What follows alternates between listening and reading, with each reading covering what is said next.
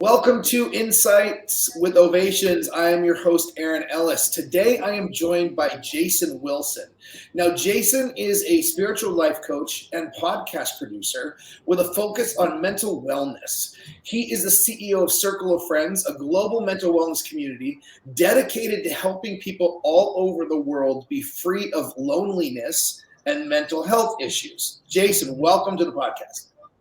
Thank you so much, Aaron. Thanks for having me, man. I'm super curious. There's so many directions I want to go, just from the little bit that I know about you. Why? And when I was looking how I was going to introduce you, why is loneliness one of the key words in your mission statement? Well, I think when it comes to mental health, one of the things that is the hardest thing to deal with is isolation. Mm-hmm. And, I look at everything from a spiritual point of view, especially when it comes to mental health. So I look at, for an example, there is a spirit of depression. And what that spirit wants to do is to isolate you from all of your friends and family. And then that's when the spirit of suicide comes in. And so that's why we're dealing with so many problems with suicide, especially with children right now. And, the children are isolated with social media, not having friends, not having a way to engage in activities outside of school. So it's a huge problem, man. And I'm really, really passionate about that. It makes sense. I figured that's where you were going to go with it, because I understand that when it comes down to mental health issues and stuff, a lot of people begin to feel isolated. They feel alone, even though there's so many people going through what they've gone through, or even if they haven't. One of the things that I've been really a big advocate for in my speaking engagements and teaching people about empathy is that when we can reach the essence of empathy, we can relate with people on a true empathetic level. What I mean by that is a lot of times people who are feeling lonely and alone, or feeling like they don't fit in, or nobody's going to understand them, are expressing it in a way that other people might not understand. Yet the essence is they feel lonely and alone, and like people won't understand them. And we've all felt that way. We've all felt judged. We've all felt like we were going to be misunderstood, and all those things, right? Yet different generations, different cultures of people express that in different ways. And I'm curious if you're finding with this, where I'm leading with this, is that I found that a lot of people get hung up in the expression, the imagery around how someone's expressing something internally that they're battling with. And then well, I can't relate to that person because they're focused on the outside of it. But if they go to the essence, they felt exactly the same way. They just expressed it differently. So are you finding anything similar in your work with people who are like, it's the whole walk a mile in somebody else's shoes? Obviously doesn't mean, Jason, give me your shoes, let me put them on and walk the same mile. It doesn't mean that. So what have you found when it comes to actually true empathy and helping people understand that? Well, I think that, all of us have dealt with mental health on some level, whether it be depression, anxiety. And, I have a personal experience with this. My mother was actually bipolar for 14 years. And, I found out that it's a spiritual issue because she had a boyfriend. And mind you, she was divorced from my dad in 2016. And after that, she got this boyfriend from Haiti. Now, I don't have anything against Haitians, but this particular gentleman was a warlock and practiced witchcraft. Wow. So, he would do stuff like take her to the ATM when she received her retirement check and withdrew all the money, spent it on whatever he wanted, and her car note wasn't getting paid, house note wasn't getting paid, and it was a horrible situation. Yeah. And and so I hadn't talked to her for like a month and a half. This was back in 2011, and so I called her up and I said, "Mom, how you doing?" And she said, "Jason, not too good at all." And I said, "Wow, something's seriously wrong here." And she had this boyfriend in the room with her, so she couldn't really tell me what was going on. So I hung up the phone and I said, "God, tell me what's happening with her in a dream." You ever had a lucid dream? Oh, yes. Yeah. So this was actually a lucid dream that I had. So I went to sleep, and like 2-3 o'clock in the morning, I had this dream. And I see myself downtown in the city. I couldn't really tell what city this was, but I was at the top of this building. And all of a sudden, I see this bus fall from the sky and hit the ground. So I go down to the street level, and there the bus is. And you ever been to like Six Flags or SeaWorld and you see Yeah. this turquoise blue water? Yep. Yep. Okay, so I opened the bus. I opened the bus to the door, the door to the bus. Excuse me. Yep. And all of this turquoise blue water gushes out. So I go inside the bus, and everybody's in there. In there is dead. And I see my mom at the back of the bus, and she's alive. So I pull her out of the bus, and I wake up, and I said, "Dear God, I don't know what's happening in Atlanta right now, but I need to get on a flight like right now and go home and see what's happening." Yeah. So I book a flight. I'm at the Atlanta airport like within a few days. And the boyfriend picks me up at the airport in my mom's car. That's red flag number one. Mhm. Red flag number two, I get to her house, and Aaron, from here all the way around to here, her hair is completely falling out from all the stress of dealing with this boyfriend. Wow. I mean, I was in I was in complete shock when I see her. So a couple of weeks later, we're sitting having a conversation, and she has this cup from like a gas station sitting on her nightstand by her bed. And she said, "Jason, Mhm. do you see this cup on my nightstand?" I said, "Yeah." And she said, "Well, do you know what's in it?" I said, "No, I thought the thing was empty. It was sitting here for like 2 or 3 weeks." And so she said, "Well, take the lid off and take a look inside." And I said, "What is this?" And mind you, there was this TV show called Snapped. You ever heard of Okay. this TV show? I don't think so. No, I just ring a bell. Okay, so Snapped was about boyfriend, or actually girlfriends or wives that found out that their mate was cheating on them, and so Ah. they planned this elaborate way to kill them, and that was the whole premise of the show. So she Wow. said in this particular episode, this woman found out that her husband was cheating on her, and to kill him, she mixed antifreeze with Coca-Cola, put it into a Oh. cup, and gave it to him to drink. He drank it, went to the emergency room like a few hours later, and not within 24 hours later, he was dead. And Wow. so she said, "My plan, Jason, was to drink this. And if you had not gotten on the plane when you did and came here to Atlanta, I would be dead right now." Wow. And That, yeah, wow. yeah. And do you know what the color of this liquid was Well, inside yeah. the cup? Oh, of course. I totally made the connection with the water. Yeah. Yeah, Wow. yeah. Wow. So one of the things I always love to hear, and I think you just shared some of it, I'm curious on more. Like I always like to understand what has led people to the current iteration of their mission, like and what you're doing with Circle of Friends and taking this globally mental wellness. I like that as opposed to mental health. I like the term mental Yes, wellness. That sounds like that's a catalyst towards what you're doing, but what else has led absolutely. you to really have this be a have to in your life? Like this is something I have to do. Well, actually, 2011 was actually the last year that I saw my mom alive, and she actually died of a stroke in 2014. And when she died, I said, I have to do something to help people in this area of mental wellness because, Mhm. I've been through this with my own mother, and my father now currently has Alzheimer's. So that's why I'm so passionate about it. And, I didn't really know the mission of that with Circle of Friends Club until the pandemic.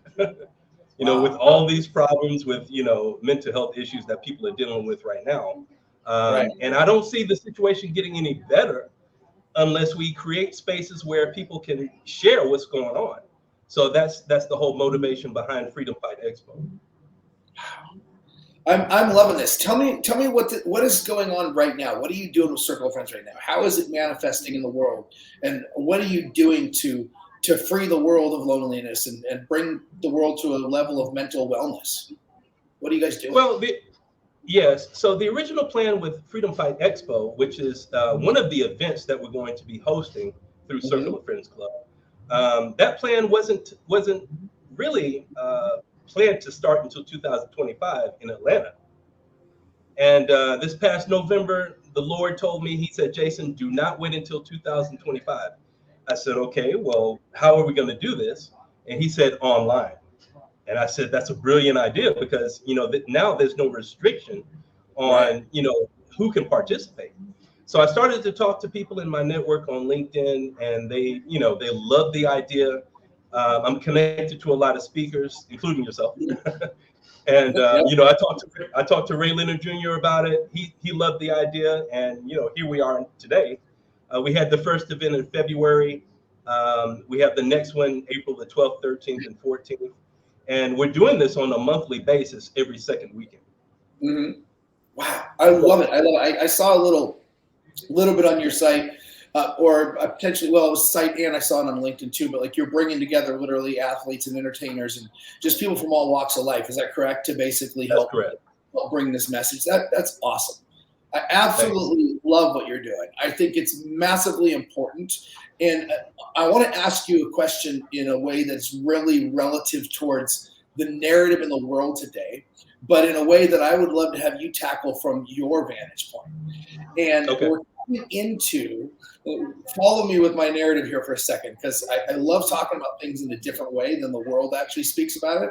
But we're coming into April, almost, we're partially through March, but we're going to be coming into the month with Earth Day, and sustainability is becoming a big topic with organizations and companies and corporations. Now, as far as I'm concerned, one of the major factors for any company to be able to sustain themselves, meaning not sustain in a survival sense, but sustain and thrive and scale and grow and expand, is mental wellness, and bringing that into the organization and understanding that personal and professional are not separate, and really starting to be sensitive and understanding of people, and not necessarily in the way that it's presented, because I'm literally merging like wellness and mental health with sustainability right now, what I'm saying to you, right?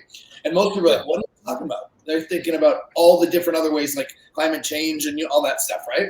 But I'm curious on your take on how important what you're doing is as it plays towards sustaining our society, sustaining organizations, sustaining literally life.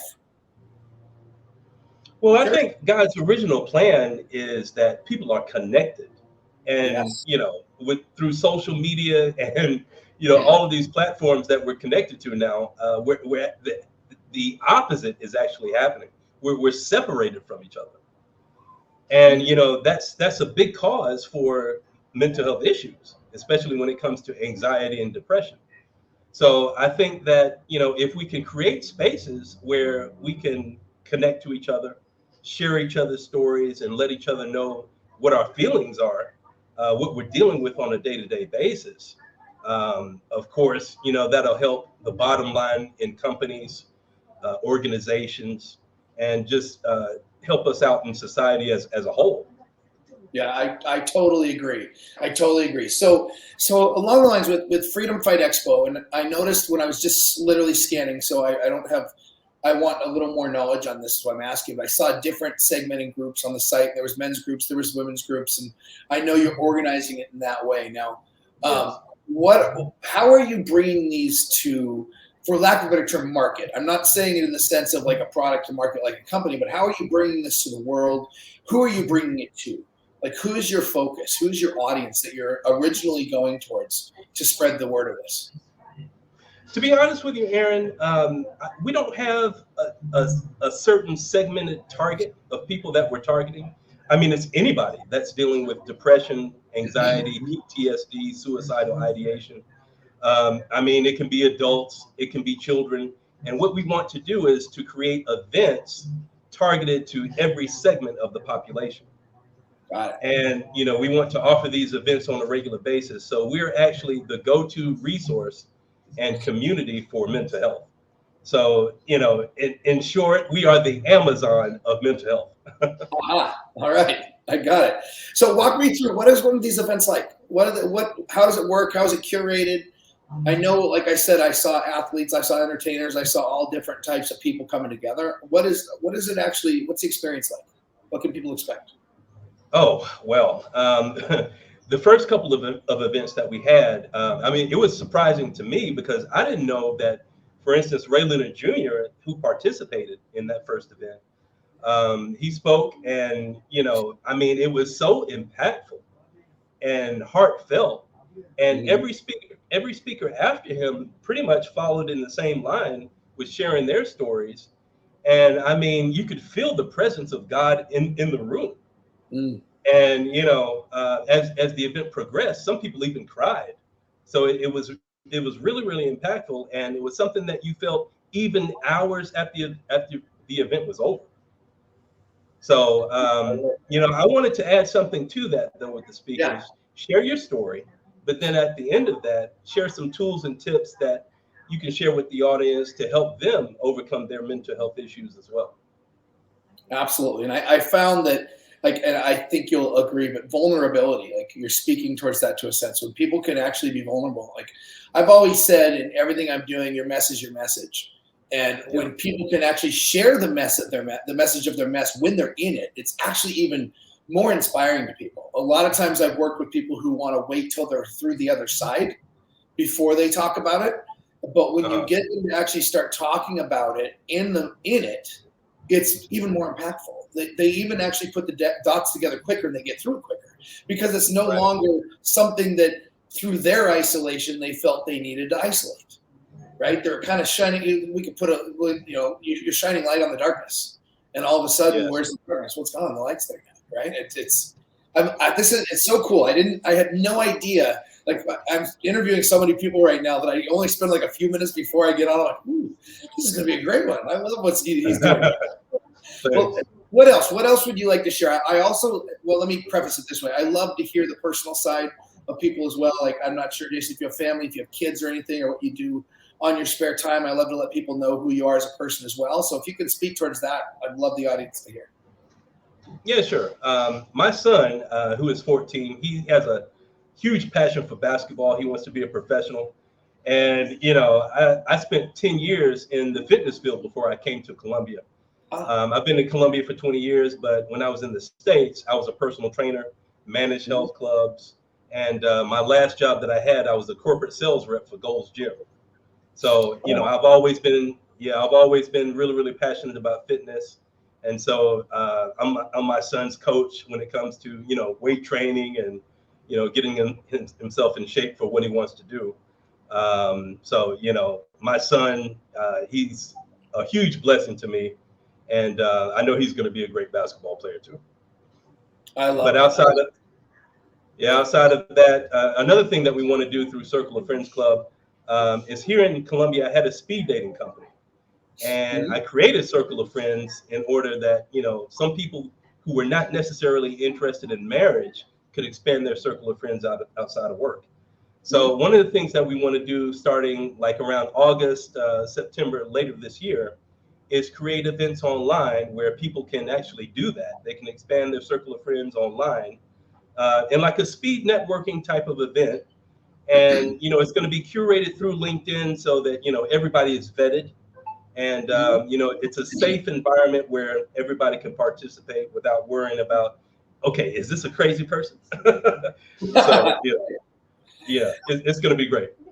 So I wanted just one thought I had around speed dating, around the events that you're creating that I think is extremely important, because you could take speed dating and you could, like, somebody listening could say, well, wait a minute, what does that have to do with mental wellness? What does that have to do with, PTSD and helping people through depression and anxiety? I see the connection. And what I really think is amazing is that knowing you now to a degree and understanding what your mission and vision is and what the essence of what you're doing is, I know you're going to actually curate a speed dating event or an event that is going to have that essence in it. It's going to have that kind of love and compassion and understanding and safety. Not to use the word safety, but a safe environment for people where they can come in and truly.